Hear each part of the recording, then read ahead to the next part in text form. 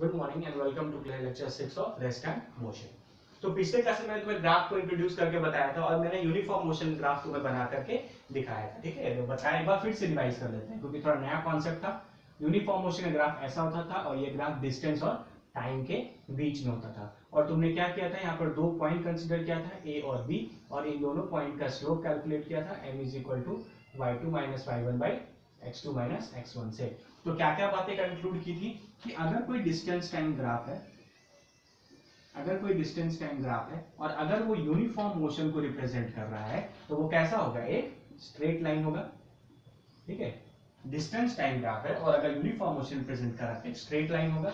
Straight line का slope क्या होता है बोलो, कांस्टेंट होता है, बता चुका हूं। इसीलिए इसका स्पीड भी क्या आया था बोलो, कांस्टेंट। मतलब ये बात तो प्रूव हो गया था ना कि यूनिफॉर्म मोशन का स्पीड हमेशा क्या होता है, कांस्टेंट, वो कभी भी चेंज नहीं करता है। यूनिफॉर्म मोशन का स्पीड क्या होता है, कांस्टेंट होता है। ठीक है, वो चेंज नहीं करता और मैथमेटिकली भी है क्योंकि वो एक स्ट्रेट लाइन आ रहा है, स्ट्रेट लाइन का स्लोप कांस्टेंट होता है, इसलिए स्पीड भी मेरा कांस्टेंट हो गया था। ठीक है, ठीक है। और ये बात भी बताया था कि डिस्टेंस टाइम ग्राफ का स्लोप, डिस्टेंस टाइम ग्राफ का जो स्लोप होगा, मतलब लिख लो यहाँ पर ऐसा कि slope of distance time graph तुमको क्या देगा, हमेशा स्पीड। ठीक है, चलो आज आगे बढ़ते हैं और नॉन यूनिफॉर्म मोशन को डिस्क्राइब करते हैं।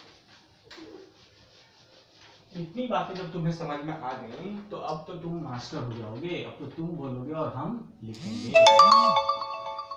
अगर अब हम नॉन यूनिफॉर्म मोशन को अगर हमको अब डिस्क्राइब करना हो, नॉन यूनिफॉर्म मोशन मतलब, नॉन यूनिफॉर्म मोशन किसको बोलते हैं, unequal distance in equal time interval, है ना। Unequal distance in equal time interval. ठीक है, यहाँ पर एक गाड़ी देते हैं और इसको दौड़ा देते हैं, यहाँ पर हो गया डिस्टेंस वर्सेस टाइम, है ना। पहले घंटे में 5 किलोमीटर, दूसरे घंटे में 6 किलोमीटर, तीसरे घंटे में 4 किलोमीटर, है ना।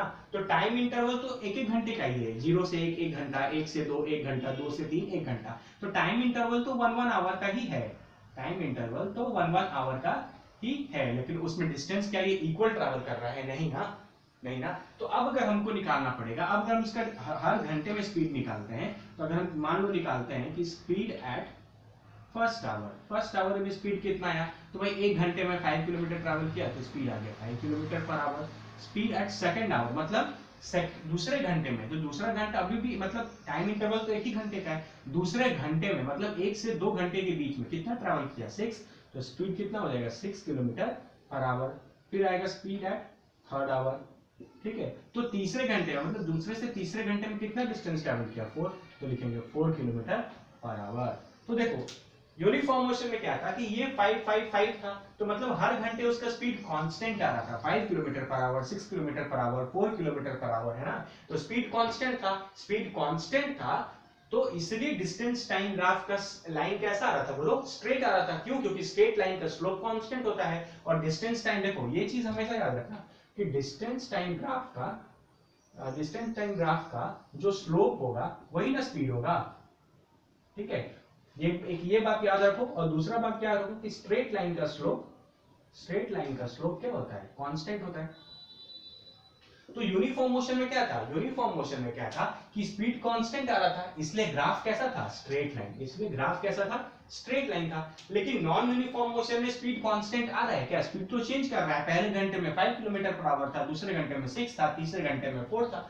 तो अब क्योंकि यहाँ पर स्पीड कांस्टेंट नहीं आ रहा है, स्पीड कांस्टेंट नहीं है, इसका मतलब कि ग्राफ डिस्टेंस टाइम का स्ट्रेट लाइन नहीं होगा, नहीं होगा ना। इसका मतलब डिस्टेंस टाइम ग्राफ जो होगा अब वो एक स्ट्रेट लाइन नहीं होगा। ठीक है, डिस्टेंस टाइम ग्राफ जो है अब वो एक स्ट्रेट लाइन नहीं होगा। तो भाई distance time graph non uniform motion का होगा कैसा, तो ड्रॉ करते हैं। कार्टेशियन कोऑर्डिनेट लिया, यहाँ पर डिस्टेंस दिखाया, यहाँ पर टाइम दिखाया, तो होता है ऐसा कर्व।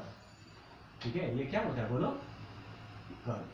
क्योंकि ये देखो, या तो कोई भी चीज स्ट्रेट होगा, नहीं तो मुड़ा हुआ होगा, है ना, या तो स्ट्रेट होगा या कर्व होगा। तो स्ट्रेट लाइन तो हो नहीं सकता, क्यों? क्योंकि स्पीड कांस्टेंट नहीं है। क्योंकि अगर स्ट्रेट लाइन दिखा देंगे तो स्ट्रेट लाइन का स्लोप तो कांस्टेंट हो गया ना, तो स्पीड कांस्टेंट आना चाहिए था। लेकिन अब क्या हो रहा है, क्योंकि इसका स्पीड कांस्टेंट नहीं है, तो डिस्टेंस टाइम ग्राफ का कर्व जो है वो स्ट्रेट लाइन नहीं हो सकता। क्यों? क्योंकि डिस्टेंस टाइम कर्व का स्लोप ही तो वो देता है ना। अब वो स्ट्रेट कांस्टेंट नहीं है तो स्ट्रेट लाइन नहीं हो सकता, इसका मतलब कर्व है। तो हम यहां पर कंक्लूड कर सकते हैं कि डिस्टेंस टाइम ग्राफ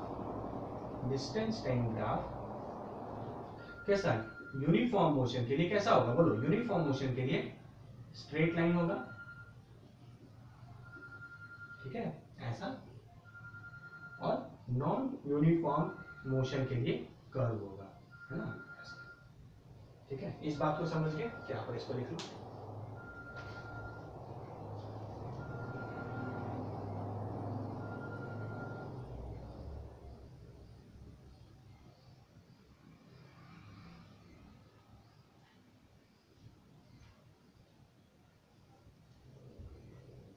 ठीक है, चलो।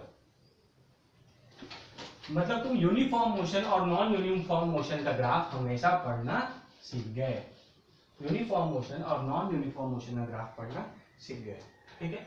देखो, जिस तरीके से डिस्टेंस टाइम का ग्राफ बनाया, यही नेचर हर चीज का होता है। जैसे देखो, कभी भी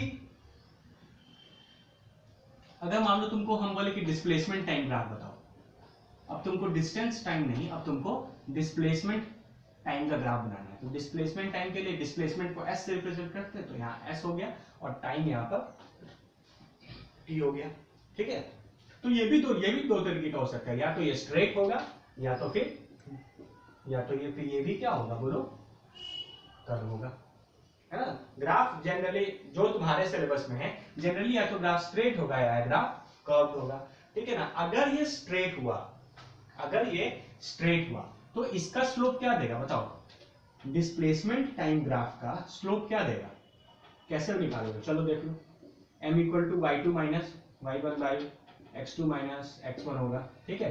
देखो, y2 माइनस y1, तो यहाँ पे तो डिस्प्लेसमेंट है, तो मान लो कोई भी दो पॉइंट ले लो, पॉइंट a पॉइंट b ले लिया, ठीक है। ये हो गया y2 माइनस y1, ये हो गया x2 minus x1। y2 minus y1 मतलब डिस्टेंस है, तो ऊपर का यूनिट आएगा मीटर, और नीचे टाइम है तो इसका यूनिट आएगा सेकंड। तो ये डिस्टेंस क्या हो गया, मीटर पर सेकंड। ये भी मीटर पर सेकंड आया। अब देखिए, लेकिन डिफरेंस क्या है, यहाँ डिस्टेंस टाइम नहीं है, यहाँ डिस्प्लेसमेंट टाइम है। तो ये स्पीड नहीं होगा, ये हो जाएगा वेलोसिटी। वेलोसिटी क्या होता है, बोलो, वेलोसिटी क्या होता है? Displacement per unit time. तो डिस्प्लेसमेंट टाइम के साथ वैरी कर रहा है, तो अब ये यूनिट डिस्प्लेसमेंट है, तो ये हो जाएगा वेलोसिटी, ठीक है। अब फिर देखो, क्योंकि ये एक स्ट्रेट लाइन है ना, ये क्योंकि ये एक स्ट्रेट लाइन है, तो डिस्प्लेसमेंट टाइम का स्लोप एक स्ट्रेट लाइन के लिए तो कांस्टेंट आएगा। मतलब ये अगर कोई मोशन ऐसा रहे, मतलब ये बॉडी कांस्टेंट वेलोसिटी से मूव कर रहा है, कांस्टेंट वेलोसिटी से मूव कर रहा है, ठीक है। कभी भी डिस्प्लेसमेंट टाइम ग्राफ अगर ऐसा आ जाए, स्ट्रेट लाइन आ जाए, मतलब क्या है, वो कांस्टेंट वेलोसिटी से कर रहा है, ठीक है। यहां पर आ जाओ, अब ये भी डिस्प्लेसमेंट टाइम है, तो इसका भी स्लोप तो वेलोसिटी ही आएगा। लेकिन क्या ये एक स्ट्रेट लाइन है? नहीं, ये एक कर्व है ना। इसका मतलब ये कोई ऐसा बॉडी का ग्राफ है जिसका वेलोसिटी चेंज कर रहा है। बोलो बोलो, चमका कि नहीं चमका? समझ आ गया ना? डिस्प्लेसमेंट टाइम भी उसी तरीके से डील किया, या तो स्ट्रेट लाइन होगा, नहीं तो कर्व होगा, ठीक है। अब ये डिस्प्लेसमेंट टाइम है, तो इसका स्लोप वैल्यू स्पीड लेकर के वेलोसिटी देगा।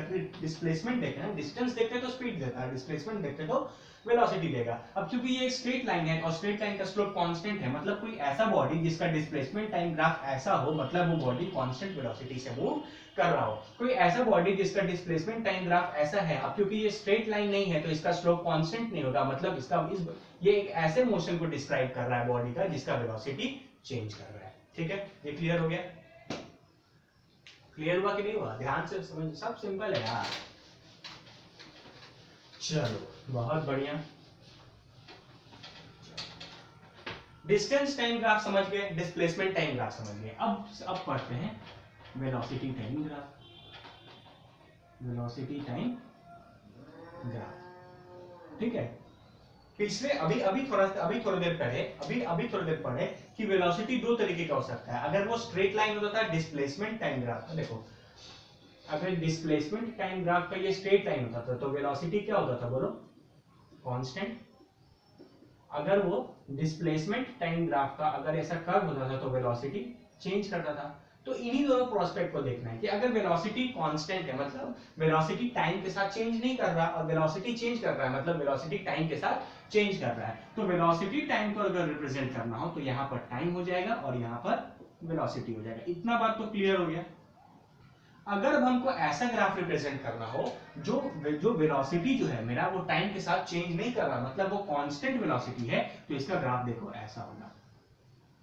बहुत सिंपल है। जैसे देखो मान लो यहाँ पर मैंने मैग्नीट्यूड ले लिया वेलोसिटी का 10 मीटर पर सेकेंड, तो देखो टाइम t इक्वल टू 1, फिर 2, फिर 3, फिर 4। देखो time t equal to 1 second था तो भी 10 मीटर पर सेकेंड, 2 सेकेंड पे भी 10 मीटर पर सेकेंड है ना। इन सारे x का वैल्यू तो चेंज कर रहा है लेकिन y का वैल्यू तो हर के लिए 10 ही है ना, y का वैल्यू तो चेंज ही है, ये तो चेंज नहीं कर रहा, y का वैल्यू हर के लिए 10 है। यहाँ पे भी 10, यहाँ पे भी 10, यहाँ पे भी 10, यहाँ पे भी 10, मतलब टाइम तो इंक्रीज कर रहा है, टाइम तो बढ़ रहा है, लेकिन टाइम के साथ मेरा वेलोसिटी चेंज नहीं कर रहा है। तो ये हो गया तुम्हारा कांस्टेंट वेलोसिटी का ग्राफ, ये हो गया तुम्हारा कांस्टेंट वेलोसिटी का ग्राफ, है ना।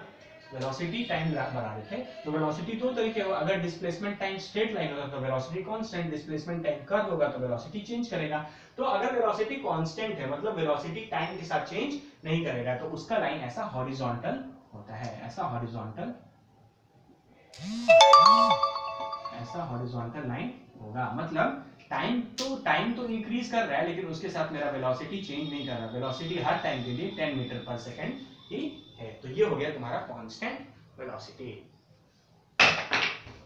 ये हो गया तुम्हारा कांस्टेंट वेलोसिटी, ठीक है।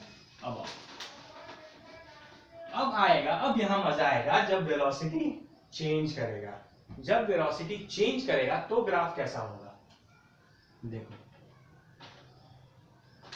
अच्छा हमको एक बात बताओ, जब वेलोसिटी चेंज करता है, ठीक ना, जब वेलोसिटी चेंज करता है तो क्या आता है बोलो, एक्सेलरेशन। तब क्या आएगा बोलो, जब वेलोसिटी चेंज करेगा तब क्या आएगा, एक्सेलरेशन, ठीक है, आएगा एक्सेलरेशन, ठीक है। चलो तो अब वेलोसिटी चेंज कर रहा है, तो वेलोसिटी चेंज कर रहा है, मान लो हमको वेलोसिटी वर्सेस टाइम का ग्राफ बनाना होगा, वेलोसिटी वर्सेस टाइम का ग्राफ बनाना होगा, और हम यहाँ पर एक स्ट्रेट लाइन बना देते हैं। देखो है ना, कैसे समझेंगे, मान लो यहाँ पर ये पॉइंट लिया, ये पॉइंट लिया, तो टाइम t इक्वल टू मान लो 1 है तो ये वेलोसिटी है, टाइम t इक्वल टू 2 पे वेलोसिटी ये हो गया, तो चेंज कर रहा है ना वेलोसिटी, वेलोसिटी चेंज कर रहा है, वेलोसिटी चेंज कर रहा है। तो 1 पे इतना था, मान लो वैल्यू ले लो, 1 पे 5 था तो 2 पे 10 हो गया। जब time t equal to 1 second था तो वेलोसिटी 5 मीटर पर सेकंड था, time t equal to 2 second था तो वेलोसिटी 10 मीटर पर सेकंड हो गया। अब अगर हमको इसका स्लोप निकालना हो तो हम क्या निकालेंगे, ये निकालेंगे y2 माइनस y1 और ये x2 माइनस x1। तो y2 माइनस y1 ये तो वेलोसिटी है तो यहाँ पे मीटर पर सेकंड आएगा, ठीक है, और यहाँ पर टाइम है तो यहाँ सेकंड आएगा, ये क्या आ गया, मीटर पर सेकंड स्क्वायर, एक्सेलरेशन आ गया ना। मतलब ये बात तो प्रूव हो गया कि स्लोप ऑफ वेलोसिटी टाइम क्या देगा बोलो, एक्सेलरेशन। मतलब ये बात प्रूव हो गया कि वेलोसिटी टाइम ग्राफ का स्लोप क्या देगा हमको, एक्सेलरेशन देगा, ठीक है, एक्सेलरेशन आया। अब देखो अब ये स्ट्रेट लाइन है कि नहीं है, तो स्ट्रेट लाइन है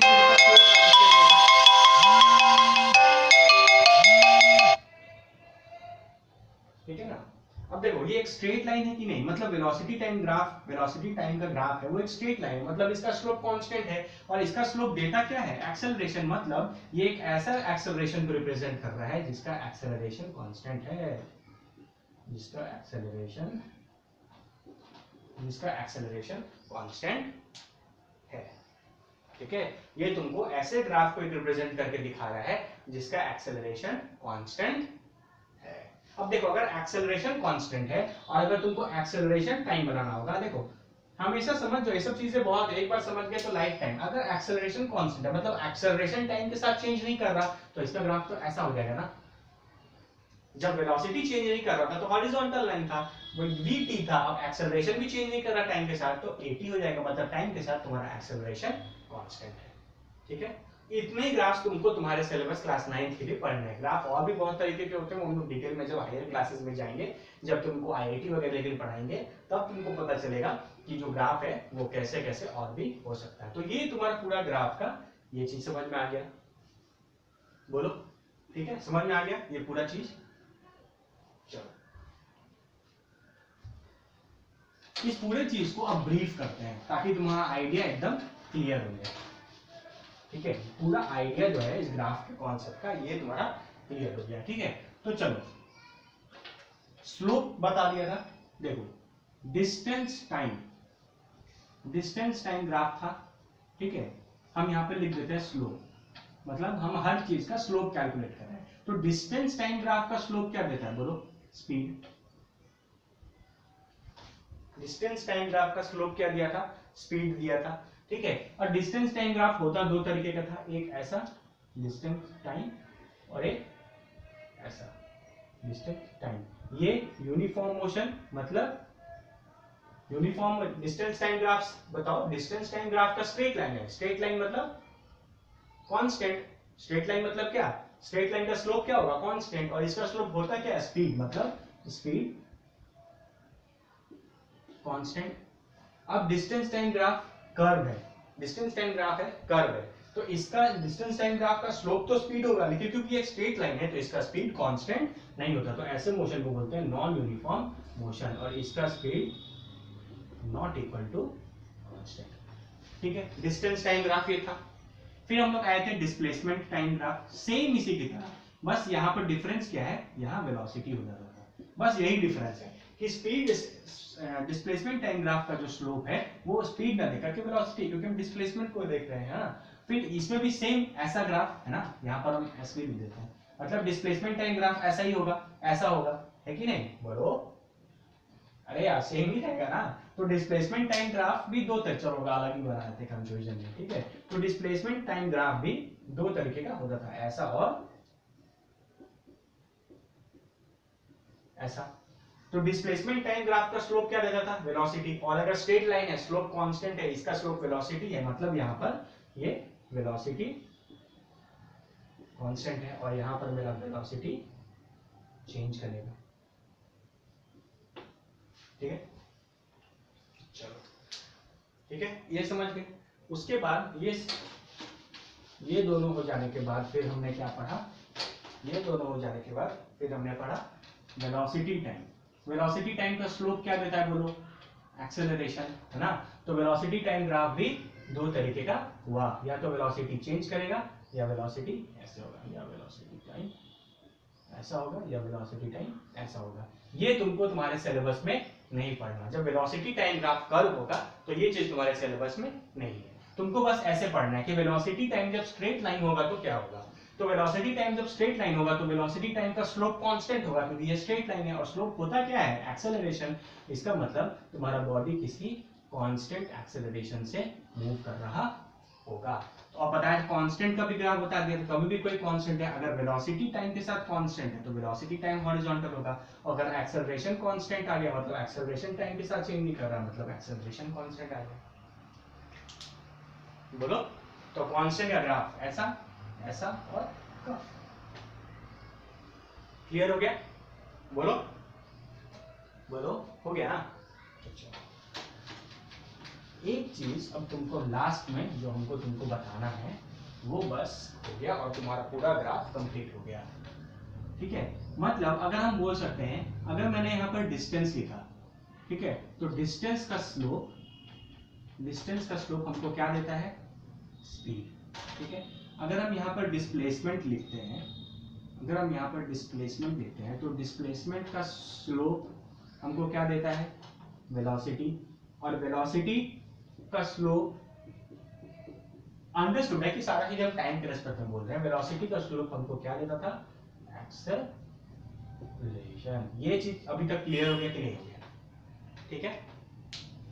चलो यहां पर हम तुमको एक और कॉन्सेप्ट समझाते हैं, एरिया अंडर कर्व। जैसे मान लो यहां पर मैं तुमको एक ग्राफ देता हूं, मान लो यहां पर हम तुमको वेलोसिटी और टाइम का एक ग्राफ दे दिए, ठीक है। वेलोसिटी टाइम का ग्राफ बताओ, अभी ऐसा बताया था ना, वेलोसिटी टाइम का ग्राफ ऐसा होगा। अगर अब हम तुमको बोले कि हमको इस ग्राफ के इस जो मैंने यहाँ पे एक लाइन ड्रॉ किया है, इस लाइन के का एरिया चाहिए, इस लाइन के अंडर का area under curve, area under curve. तो यहाँ पर कर्व तो मेरा स्ट्रेट लाइन, तो इसके अंडर मतलब इसके नीचे, तो इसके नीचे ये वाला एरिया है कि नहीं जो मैंने शेड किया है, ध्यान से, बहुत ध्यान से समझना, ठीक है। और कॉन्सेप्ट क्या है, एरिया अंडर कर्व। तो कर्व तो यहाँ पे स्ट्रेट लाइन था, अंडर मतलब नीचे वाला एरिया, तो ये नीचे पूरा एरिया होगा, ये स्ट्रेट लाइन इतना एरिया बनाएगा, ठीक है। ये तुमको एक ट्राइंगल की तरह दिख रहा है, तो ट्राइंगल का एरिया क्या होगा बोलो, half into base into height, जहां पे ये इसका बेस होगा और ये इसका हाइट होगा, ठीक है। तुमको वैल्यू दिए रहे हैं, तुम इसको एरिया कैलकुलेट कर सकते हो। तो आखिर हम तुमको ये चीज बता क्यों रहे हैं, ये चीज इसलिए बता रहे हैं कि जब भी तुम एक वेलोसिटी टाइम ग्राफ का एरिया निकालोगे तो इसका जो भी मैग्नीट्यूड आएगा, देखो इसका कैसे, इसका यूनिट जो भी इसका यूनिट आएगा, जब भी तुम इसको कैलकुलेट करोगे तो ये तुमको दे देगा डिस्प्लेसमेंट।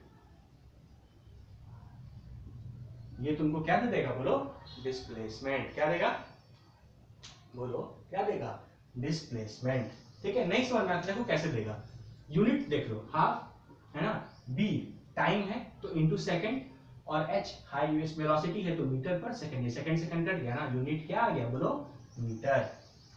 यूनिट क्या आ गया, मीटर। मतलब वेलोसिटी टाइम ग्राफ का एरिया तुम जब निकालोगे तो तुमको क्या मिलेगा, डिस्प्लेसमेंट। वेलोसिटी टाइम ग्राफ का अगर तुम एरिया निकालोगे, एरिया अंडर कर्व निकालोगे, तो तुमको क्या मिल जाएगा बोलो, डिस्प्लेसमेंट। उसी तरीके से